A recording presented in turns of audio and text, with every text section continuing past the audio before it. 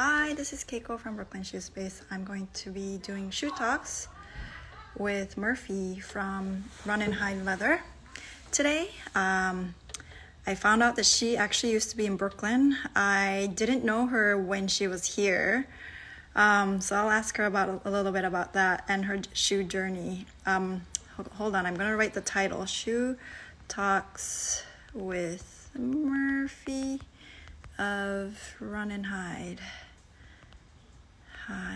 Leather post.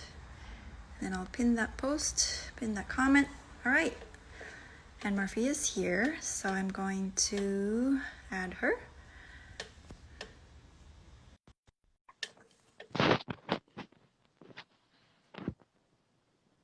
When we were quarantining. Hello. How's it going? Good. How are you? I'm good. You don't have to wear a mask over there. Well, I'm at home right now, but we do have to wear them. New Mexico is totally required everywhere else. So, you know, at home, it's nice. Right now I'm in the shoe space. I have like a little mark. Sorry, but it's okay. Yeah. How are you? So it's over hold on. Your audio's a little slow. Yeah. Okay. Oh, sorry. Mm-hmm. Say that again. What did you ask? Is it? I just wanted to see how you're quarantining. How long has it been for you? It's been about, I guess March 15th was the last day that, everything was kind of normal in New Mexico. But yeah, so it's been quite a long time. And New Mexico, the governor, she's pretty cool. She's being pretty conservative about opening stuff back up. So it's still pretty locked down, but yeah, still just like the waiting game with everybody else. So right. Do you get to go into your workshop? So a little bit. So right before this all happened, I was looking for studios in New Mexico, and like, I think the week before it happened, I was like, okay, I'm going to start looking, and I'm going to, I need to get a finisher and I need to get all this stuff. And then it happened and everything stopped. So I do work in Dean and McGuffin's shop right now. So we have been doing this kind of switch off. So any day that I want to go into the shop, we just switch, because it's in this big barn on her property in New Mexico. And for those of you who don't know who she is, she's a third generation cowboy boot maker, and she's been my mentor. So she is so amazing, and she's so amazing to let me use her shop basically whenever I want. So right now we're just wonderful. So right now we're just on like an alternative. Like a studio share. Yeah, right. It's like the best thing. Very nice. Yeah, so we're on like opposite schedules. Yeah. So, and she's kind of in like she's really slowing down and kind of retiring. So she doesn't work that much in the shop right now. So it's I'm very, very fortunate and lucky to have her around. And it's about a 5-minute drive from my house here. So it's okay. Really good. So it's that's great. So yeah, tell me a little bit about how you started. Did you start with Dina, or I think you were in Brooklyn before? Yeah, it's funny. I've never met you in person, but I took, I got like a private lesson there years ago, because when I started my clog line, I couldn't figure out how to pattern make it doing boots and doing a clog. and I don't remember the name of the person who helped me. She was amazing and sweet. I want to say she was a blonde. Rebecca? Yeah. I think, but she helped me do like some initial pattern working, which was really cool. And, so I've been to your space before. So I started making shoes. I actually went to the Fashion Institute and I got a degree there. And I got 2 degrees. I got a menswear fashion degree, and then I went back for accessory design. Because I had already kind of started working in the industry. I was working for Rag and Bone, and I was doing small accessory design there. And then I was doing like leather work, but not like hands-on leather work. So then I went back to school. And really like when I was at FIT, I wasn't even really focusing on shoes. I was like, I'm going to be a handbag designer. And then I got a job out of that from, working with Wendy Nickel, if you're familiar with her. She's a handbag designer in Soho. So I did, design and production for her for a few years after that. And then that's when like the footwear kind of bug came back to me. And I was like, I think I'm going to start a clog line because I can do this without having like a full shoe studio. And also with like chemicals and stuff, like you don't need a finisher. You don't need to use like harsh glues. So I started that like out of my apartment in Brooklyn. I think that was 2014 maybe is when I got, so I have a bunch of stuff here, but like that's when I got, so I designed this last, which was like, this is my clog last. And I wanted to make like a pointy toed clog because all the clogs out there are rounder toe. Yeah. I know, and they're cool, and like everybody in Brooklyn loves clogs, but they're all that like super chunky, round, like I just never liked that. So then I got these made, which these are my clog bases, which I still have so many of them, which I feel like I'm just going to be moving them from place to place until I figure it out. So I started doing that, and that was like relatively successful, and I sold a lot of them.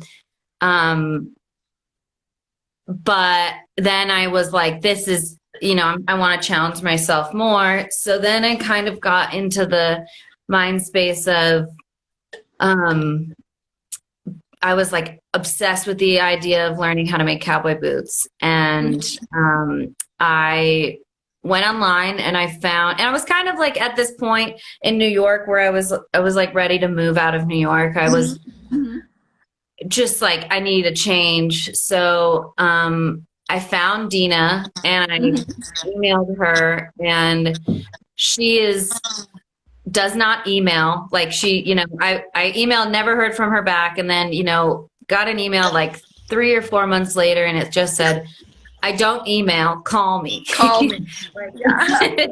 So yeah, I talked to her on the phone, and she just said, if you want to do this, you just book a flight and come out and meet me and see if like we mesh well together. And we did. And then I just like totally moved to Albuquerque, not knowing anybody at all. Wow. Yeah. But it's been so good. Like New Mexico is a magical, beautiful place. Like it's full of really awesome makers and designers. So yeah, that was 2 years ago. So I'm kind of winding down my apprenticeship with her. And I got some like other stuff in the works. So I'm kind of, but it's amazing. And like, you can't learn how to make cowboy boots from doing any other way You're than pausing. that. Hold on. Okay. Are you back? I'm back. Sorry, is it me? Okay, you're back. Okay. Okay. It might be me, but sorry. All right. Um, that's amazing. Are you still doing your clogs as well? I do them occasionally. I get like some random emails every once in a while because people will find me on Instagram and say like, "Do you still make this shoe?" And I'll do it if I have. I'm like low on certain sizes because I got this like huge production of those wooden bases, and I'll probably never manufacture those bases again because there was like fitting problems and I didn't get half sizes. So I do, and the next thing that I have in development, it's just stuck in Los Angeles in a footwear factory right now, is I'm actually going to be making bases again with new lasts. So Nice. yeah, they're going to be like a fusion of cowboy and clog. Ooh. And I've had this idea for so long, and I just like I finally had the means to get it done, but it's totally in limbo. Right. Are Yeah, the manufacturers in LA open now, or have you been I in touch got with an them? email saying that they were going to be opening on June 1st. So I haven't even like gotten my lasts. I haven't even like seen it, a prototype, anything. Like I sent them my information, but I haven't gotten that yet. So then we'll go into doing the bases again. So Okay. yeah. Very cool. That's Yeah. exciting. I Well, know. It's like a dream, and then it was like going really, really fast, and then it just got paused. right. So, which is totally fine. And, there's no point in rushing it, but, I'm just waiting. I want to have all this stuff. Yeah, right, right. And it's Yeah. nice that you're merging your two worlds together of your Yeah. clog and the cowboy. Yeah. I mean, anybody who's like watching this or has heard me on another interview, I really strive to like find a niche and kind of do something really unique. And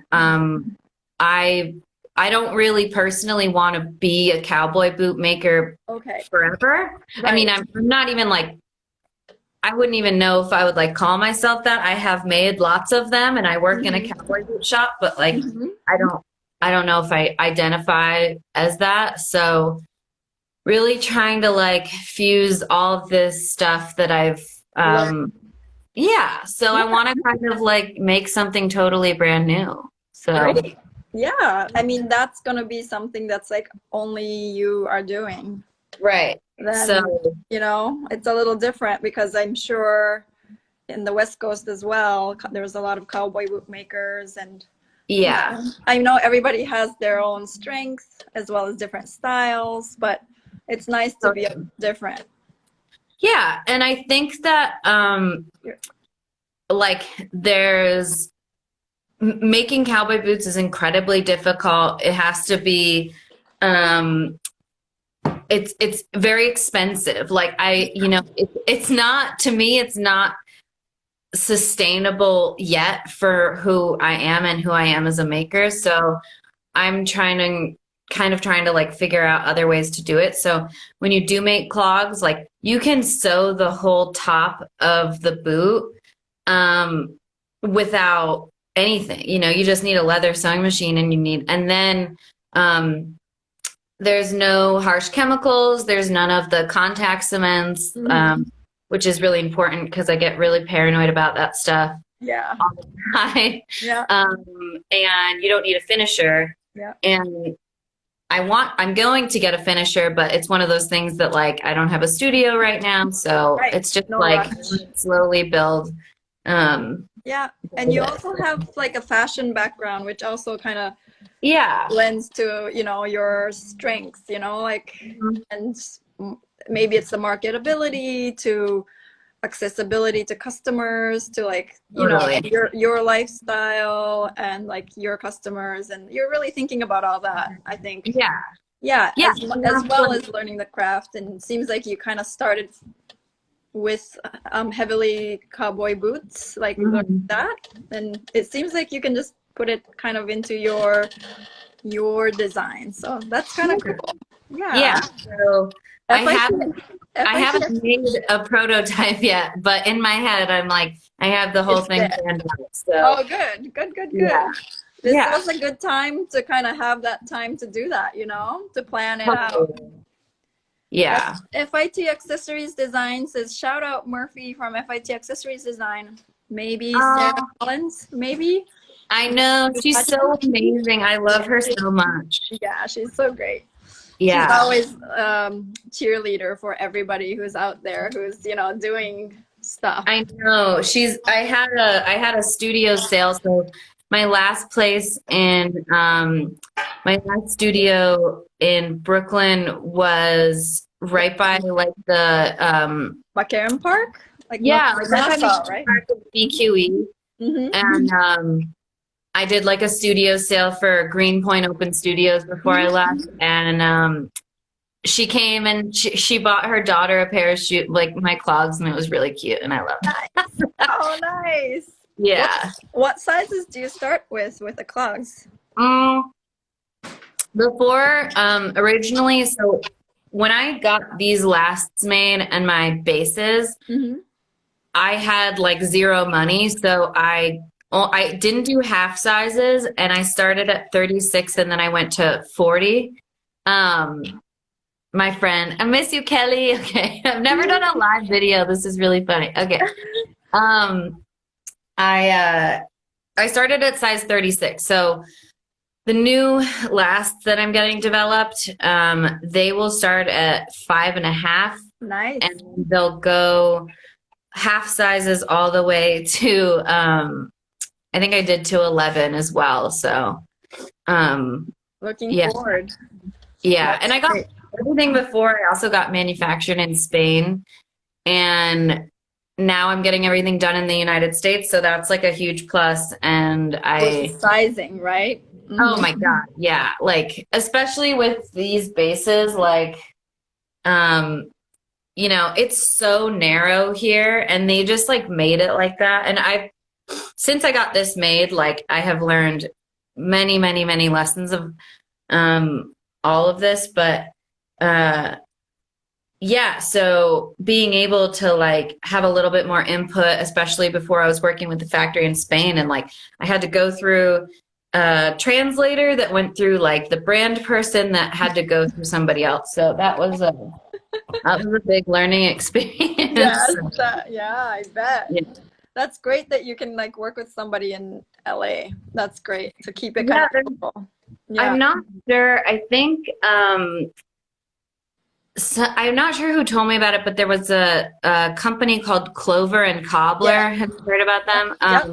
That's who I'm working with. So I don't know who told me about it, but because they're in Los Angeles, it's not close because it's still 9 hours away from New Mexico. But if I need to, I can drive out there and go visit them. Or it's like $100 flight each way. So was it Jacqueline?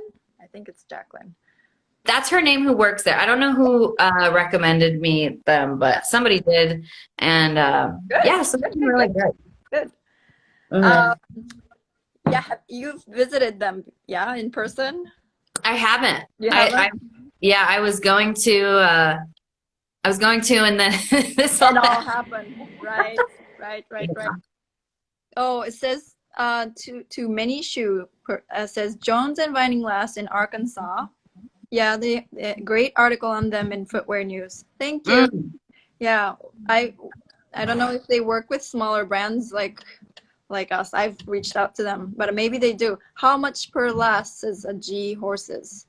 I think so. I got boot lasts made, which means they have to have a hinge in them. I don't believe they have a heel plate on there. I think it's like 68.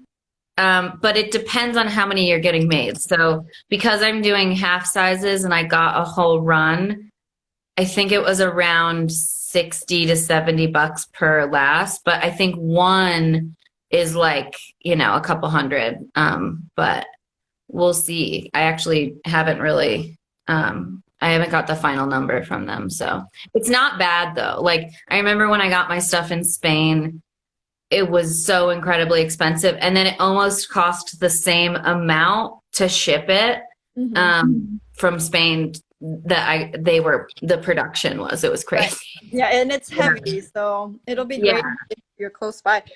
So while you're in the space, what are you working on now? Do you have something that you're working on for yourself at the moment, or?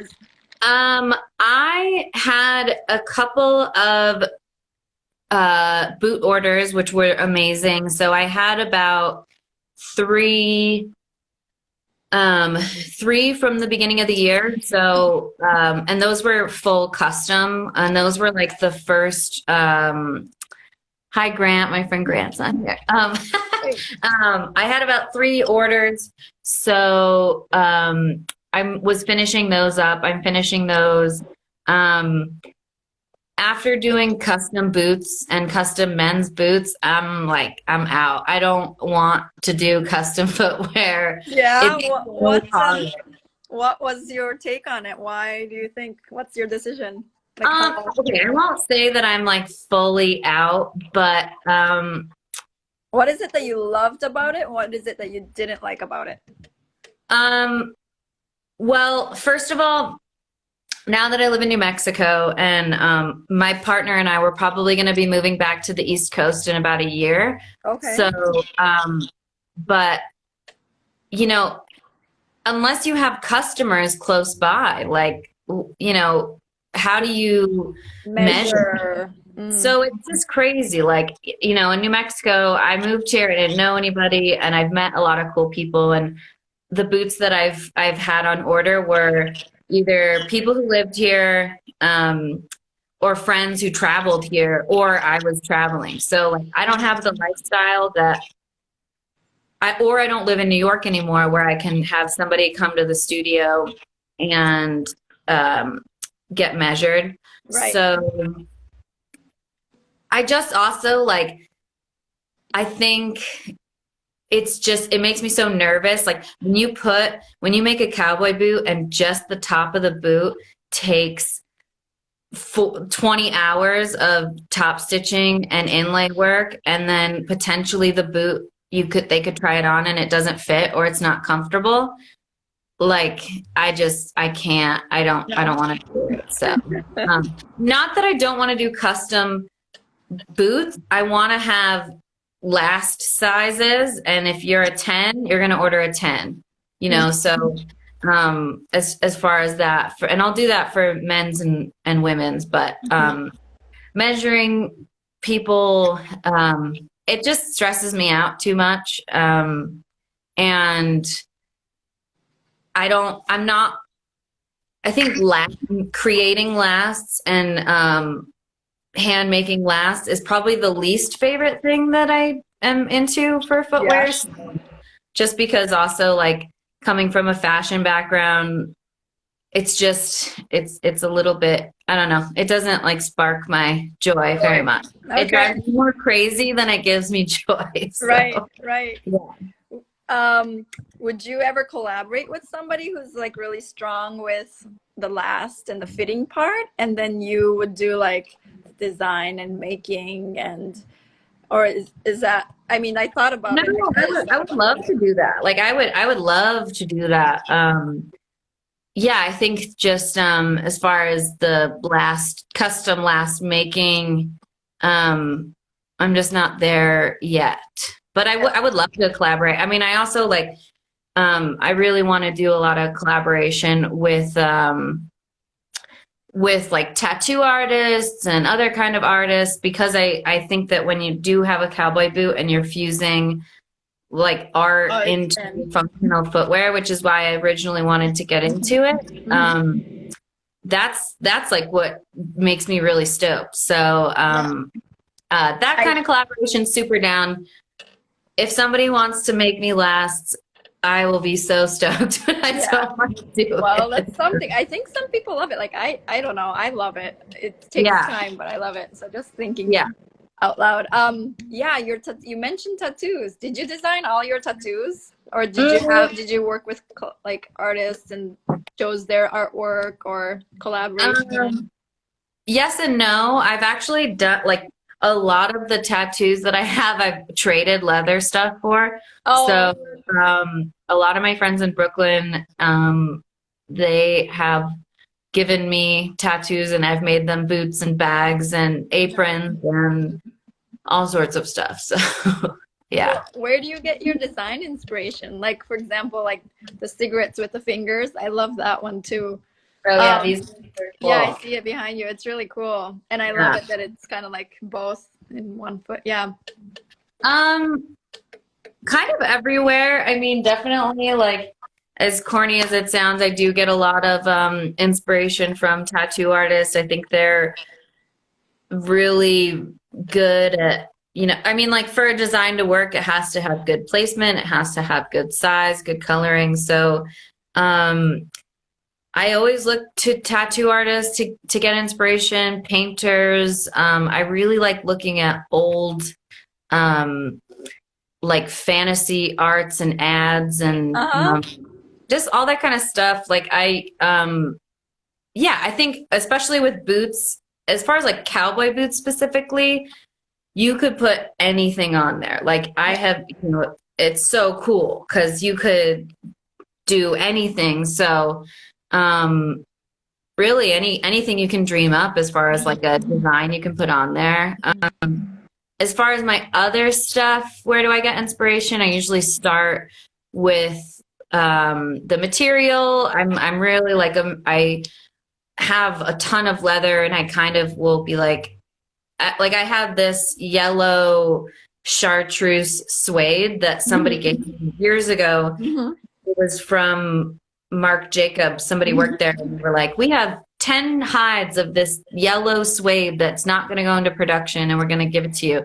And I had it forever, and I would look at it and I'd be like, this is so ugly. Like, what would I ever do with that? And then like years later, I was like, couldn't stop making stuff out of it. I was like yellow, everything. Like, so definitely like material and definitely function.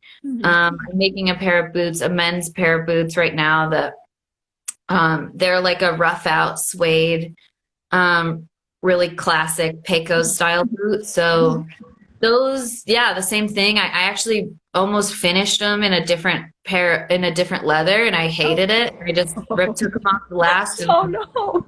I know, it's cool. That's why like the custom stuff, I'm like, I can't. But then, so in that case, did the customer want that original leather, and you were like, okay, and then you hated it later, so you changed it, or was it more like? Once I lasted the boot, well, the customer was okay, kind of like, I just want brown, and then I lasted it, and I was looking at it, and I hadn't even sewn the welts on it yet, and then I was like, you know what? I'm just gonna toss this boot. So. Yeah. Cool. And then the top, the boot top design, if it's custom, do the customers kind of give you more input, or do you have more reign to design? I usually do most of it. So the last 3 pairs that I made that were custom, which those were the first custom boots that I did make with my own clients and with like full welted cowboy construction. Those were all like they gave me ideas and inspiration, and then I kind of did my own thing. So I had this woman in Albuquerque, and she wanted a pair of boots, and the only thing she wanted was 2020 on the back of the cowboy boot. Okay. Which is a good year for her. I know all this happened before. I felt so bad too, because she spent a lot of money on them.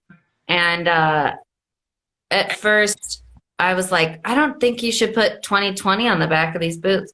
And then she she did. And then right when I gave them to her was kind of right when this whole thing happened. So, and she thankfully was like, you know, I'm going to look back at these and love these, and this is whatever. So, it was good. But like for the other things, like little details, I kind of just like do it on my own. So, and I've done that for bags and other shoes. And, you know, I think that people, if they get something from me, they've always relatively been like, do your own thing. That's great. So yeah. Yeah, that's I'm nice. pretty lucky that way, so. That is good. So I'm kind of asking everybody similar things. So you're not in the workshop right now, but do you have a tool that you really like? Your favorite tool? Hand tool or machinery? Mm-hmm. Well, I did just get I just bought a 1950s 3115 sewing machine. Uh-huh. And I got that like 2 weeks ago. And so that is my favorite machine right now. I've always done all my sewing on a flatbed machine with just a regular sewing foot. Mm-hmm. So this is my first like really nice roller foot machine. And it's from the 50s and it's in really good condition. And I got it from a guy in New Mexico, and he drove it to my house and he dropped it off. So I'm really lucky. Yeah. Great. That is great. So you can work on that part at home, which is also nice. Yeah. So I got it. I do have a basement in my house. So for the interim, I have a skiving machine. I have 2 industrial sewing machines. I have basically everything here. I don't have like a 5-in-1 or a finisher or some of the lasting supplies that I need, but so sewing work, you kind of go to Dina's. Yeah, so that's what I do, and I am on the hunt for that stuff. So I joined this Facebook group. Yeah. It was like a machine trading kind of thing with a footwear forum. Yeah. And so I got a bunch of responses from that, so I'm kind of waiting for stuff to calm down, because I had a couple people in Texas and in California said they have stuff for me, but can't really go get it right now. Yeah, not yet, but unless I put a finisher on my front lawn or something, I can't really. Yeah. So yeah. Well, you said you were moving, but I hope you don't have to put it in your basement unless you have like a elevator or something. It's so heavy, you know. Yeah. So like potentially I will be getting like some kind of little shop or studio. And then just put a finisher in there. But I've also been looking into getting smaller sanding machines. I've seen a bunch of footwear makers do that, so I'm kind of leaning towards that. But at the same time, once I do get my clog bases and my new lasts, I won't really be needing that for a while. So it's all up in the air. It's one of those things. It's like you don't want to get it all set up yet. Like you can get it when you need it. Yeah. That's totally. Cool. What if you had an unlimited resource and time in the world? What would you make, and for who? What would I make? And sorry, I'm gonna cough. It's okay. I'm in the space alone on the first floor, but okay, it is really dusty in here. Are you moving studios? Side note. Yes, Where I am. For now, I'm going to move to. Bad skin. I'm gonna move to storage upstate. I have a barn.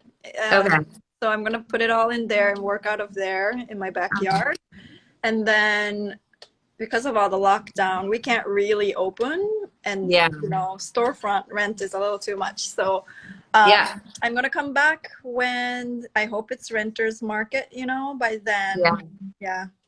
Where upstate? Near in the Catskills.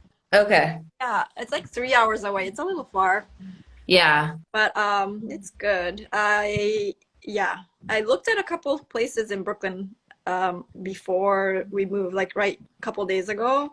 Mm-hmm. Trying to keep my eyes open and see what's out there, and there's places out there for like less than half a price of where I am now. So I'm hopeful. Yeah. Yeah. I've gone through like I was thinking about moving upstate before I moved to New Mexico. I wanted to move to Kingston. Yeah. There's so many makers there. Yeah. I know. Yeah. So there's a lot of like industrial space there too. So okay, so if I had unlimited resources, I would love to make boots for like musicians on tour, and like rock stars just wearing my boot, which sounds really corny, but I would love to do it. I think it'd be really fun. Do you have like in mind? You what? Do you have like a specific musician in mind? Or a band? Well, I always joke with my friends, but this is a joke, but I would always want to do it for Post Malone because he wears crazy stuff and I've always secretly loved him. So that, or I would want to do somebody like Rob Halford from Judas Priest or Ozzy Osbourne or something. Somebody like some hardcore metal dudes. I would like to do that as well. Do it. Yeah. And then, like your design. Also on the other end, like Angel Olsen, I love her, and I would love to make her boots. Yeah, so. I'll throw it out there in the world, right? I know. Cool. Do you have logo, like a maker's mark for your shoes, or what? I do. My logo is here. It's actually funny. I just got a new heat press, and it will be able to do gold leafing. Also stuck in China, so I don't know when I'm going to be getting that. So, I just ordered it. I had one of those like branding irons that had a temperature gauge on it. And then this one has a lever and it's a heated press and you can change the temperature and it has a gold leafing thing. So I'm pretty stoked about that. But this is my logo. This is my new logo. I think it's backwards, but whatever. And do you have is it on a top lining or do you put it on your uppers?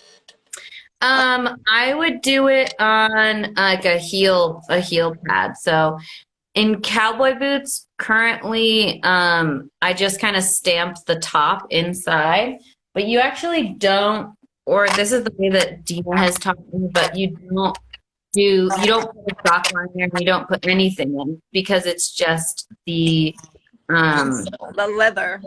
I don't know if you can see. There's like nothing in there. That's just a sole. So, with boots specifically, no.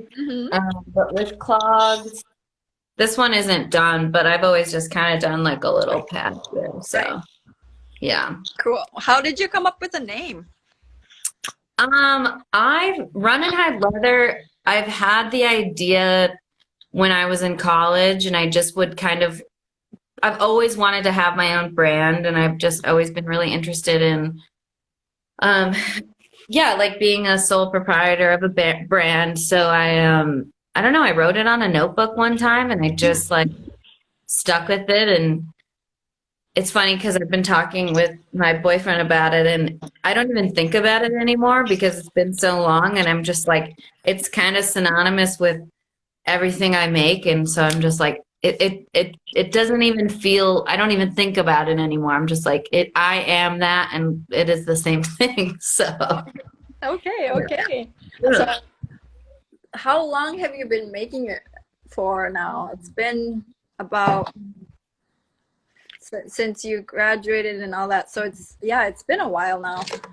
I started like selling stuff under the name Run and Hide in 2014, so about 6 years ago. And then it's kind of gone in varying levels, but but I've been working in leather longer than that, but underneath that name here. So yeah. What's the favorite bag or shoe that you've made for Run and Hide so far?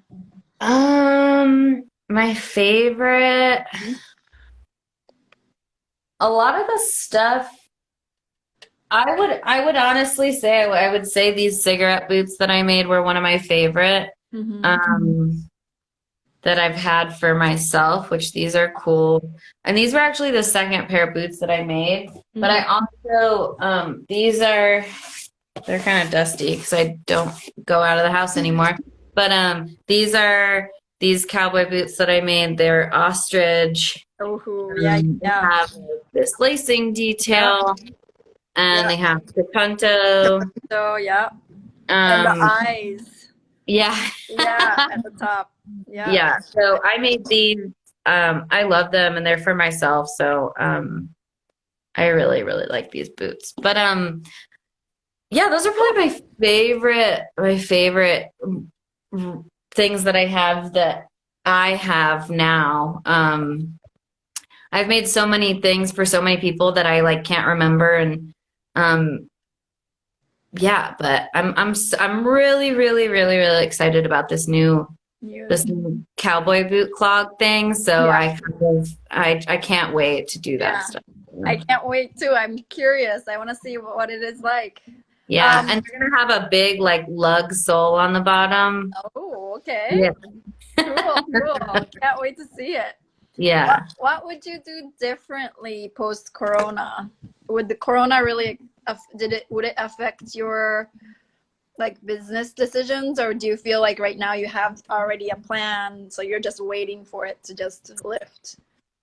Yeah, I don't think Corona has really, other than the fact that I had all this stuff in the works and all this stuff in production, it hasn't affected the way that I'm thinking, because I've always, I don't know, I guess the only thing that I do think about is just like the economy, and, making cowboy boots is, if you want to do it the way that I was taught with Dina, it's very expensive. Like her boots start at around $3,000 for a custom made boot. So to me, before that seemed crazy, and it's not crazy. It's worth every single penny. It's an insane amount of work. But now when economic things happen like this, I think it's smart to think of like, okay, like what is an affordable number that people are that can spend on something. And Dina and I have been talking about it a lot, because when this first happened, she was like, this is going to affect my business. And I kind of didn't, I was like, she's being crazy. She's really exaggerating. And then now I'm like, oh my God, yeah, she's so right. Because so I always kind of think about that kind of thing. What is accessible? What is attainable? What if somebody is a fan of Run and Hide leather? Like, how much money are they willing to spend on products? And is it a big splurge for somebody, or is it a whatever splurge? I've had people who will buy, like these clogs that I made. These are super simple. I love them. These are like the original prototypes of them. These are mine that I wear them like to death, and I love them. But that's about, like, I think I sold them for about $100 a pair. Oh. Okay. And some people were like not even thinking about that, and then some people were like, oh, I've saved up to buy this pair of shoes. So right. It's all relative. And I think that when you have a brand and you're trying to sell and represent yourself as a brand, you have to think about your target customer and their income. And what about your as an artist, as well as a maker, as well as a designer, and like a business owner, you know, do you think, how do you price your, it's hard to just, I'm just trying to think out loud, but how do you price your shoes? Like, I felt like $100 for that is cheap. Oh yeah, I mean it is. It's like, yeah. I mean, work, the design work, the labor, like the components, shipping. Yeah, I mean, I think when I first was selling them, maybe I was selling them for like 160, but with Clogs specifically, like it's really easy to price because you have an exact dollar amount for each pair of bases. And as far as like amount of leather that goes into this, it's really not that much because it's just strips. And the labor, I mean, I could make a pair of these shoes in half an hour. So that, to me, like you come into the less money, but at the same time, is my audio messed up? Okay. It's not, okay. Yeah. It got messed up on me. It's interesting. Do you still sell those on your website? I don't. I don't. No. I do still get. I sold a pair like a month ago. Hold on. I'm sorry. The audio is messed up on this. I just have to get out of here for a second. Okay. Wait. Okay. I think it's good now. It's good. Okay. Yeah. So like, pricing is really difficult. My clog boots that I would sell, here's an example of these.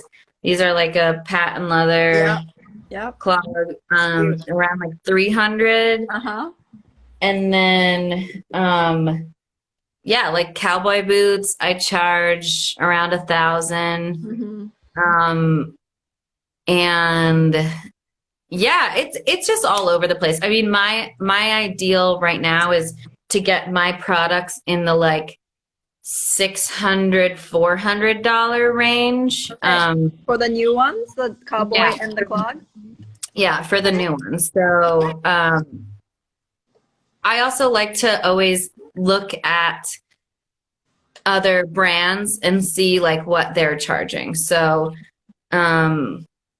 and what I would spend, you know, like spending $400, $500 on a pair of shoes for me is a lot. Like that's like an investment. So I always kind of have that in the back of my mind. And it also makes me appreciate how special that is when somebody does purchase something from you for that much money. Right. It's a lot of money. Like it's not like $500 for a pair of boots is a lot of money. So, but you're kind of hitting that target that you wanted to, so it's good. It's good. Yeah, it's good. I'm really looking forward to seeing the hybrid of the cowboy boots and the clog. That's gonna be really it's gonna be awesome. yeah, I can't wait. So you feel like, I always also ask this too, it's like 3 years to 5 years from now, what do you think you might be doing? Do you think that's like what you're gonna be doing? Yeah, so for the past 2 years, I moved out here and I did my apprenticeship with Dina, and I kind of didn't know if I was going to stay in New Mexico, but we're probably going to move to like the Philly area. New York is a little bit expensive right now, and I'm going to need a workshop, so we're kind of in the beginning stages of planning that. So probably like the Philadelphia area. Yeah, there's like a makers community there, and the city seems to be helping out the artists with really low priced rent for art studios. So that's great. Yeah. And then, you know, when you're in Philly, you're close to New York. I have family in Washington, D.C. and Pennsylvania. So perfect. Yeah, so that's kind of the mood. And I love New Mexico. It's amazing, but there's not a lot of people here. You're kind of far from everything. So I just want to be a little bit around more of an artist community and a maker community that it's just like a little bit more easy and accessible to get everything. So, but I would say in 5 years, like I want to have a full blown brand and, you know, be able to have people come visit a studio, we teach lessons and, apprenticeships. Would you take somebody in? Oh yeah, I would love to. I get to do like a little bit of it with Dina because Dina does these intensive workshops where you can go take a class. Yeah, I think you might know a few people who have done it. Like and you do like has gone. Yep. You do like a 2-week intensive course with her and you get to make cowboy boots. So it's funny because when I originally went to New Mexico, Dina was like, "Oh, you're just gonna do 2 weeks," and I was like, "No, I'm moving to New Mexico." I'm moving. I'm moving my whole life here. So she must have been so happy. Yeah, she is. She's so cool, and she's kind of like my crazy grandma, and it's awesome. So yeah. I would love to. I think that leatherworking and shoemaking is it's like a passed on trade, you know? So I think it's so important to share what you're doing and teach. And I don't feel any sense of like, I'm not going to share my secrets or not like, you know? So the more people who do it, the better.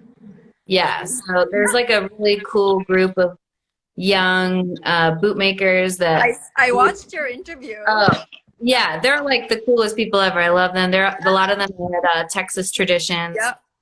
So we've kind of been in good communication of just all different resources and stuff like that. So that's been awesome. That's been great. Yeah. Wow. Yeah. I know that's West Coast and we're on the East Coast, but keep us in mind too. I know. Well, I'll be back. I will be back there. I'll be back in about a year around. Cool. Yeah. I'm really looking forward to seeing them and seeing your work online. Is there anything else you want to share? Or I think I'm asking you all the questions. That's like, I think I covered everything I wanted to ask. Yeah. Not really. I mean, I'm just, I'm really excited to get going and moving again. And once I get all of my goodies from production and the factories, like I'm so stoked and ready to just kind of keep going. So, all right, then it'll be really soon. I hope maybe within like a month or two, I know. I'm hoping in a month. Well, I'm hoping by July 1st, I have all my stuff in my, if I have to drive to LA and pick everything up myself, I'll do it. You'll do it. Yes. That's the spirit. Yeah. All right. Thank cool. you so much. Thank you so much for sharing your time. Oh, I didn't even ask for a tour because I thought you're at home, but I think it's okay. Yeah, it's fine. It's okay. Yeah, no, thanks so much for sharing. And all right. There was I am just X says. Oh yeah, yeah. That's a person I know from Los Angeles many years ago. So that's cool. Wow, that's great. It's been amazing to watch you grow. That's exciting. All right. Yeah. I'll see you very soon and your work very soon. Looking forward to it. Thank you. All right. Thank you. Bye. Thanks for watching.